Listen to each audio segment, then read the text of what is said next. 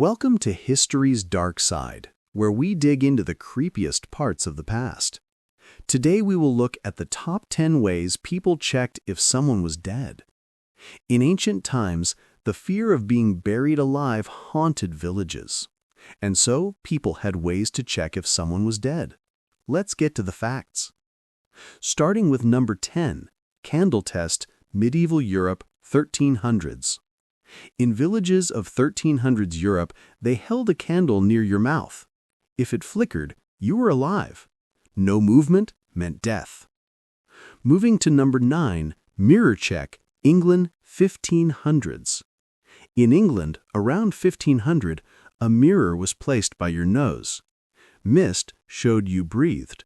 A clear mirror meant you were gone.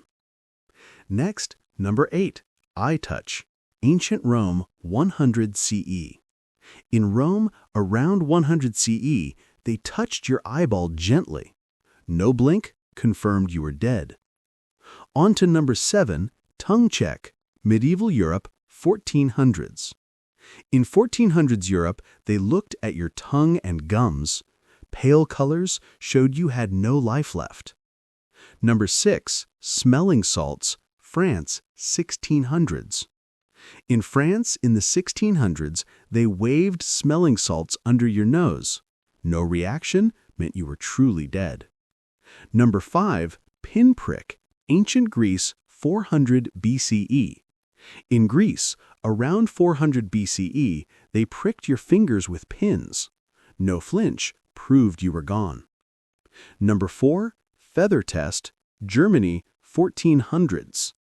In 1400s Germany, a feather was held over your lips. If it stayed still, you were dead. Number 3, waiting for rot, ancient Egypt, 1000 BCE. In Egypt around 1000 BCE, they waited days for your body to smell bad, confirming death. Number 2, string tie, England, 1700s. In 1700s England, they tied strings to your fingers. No movement meant you were not alive. And number 1, vinegar pour, medieval Europe, 1300s. In 1300s Europe, they poured vinegar in your mouth. No cough meant you were dead.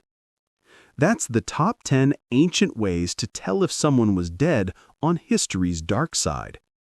These creepy tests shook ancient villages. If this shocked you, hit the like button, subscribe, and comment which test creeped you out most. Join us for more dark history.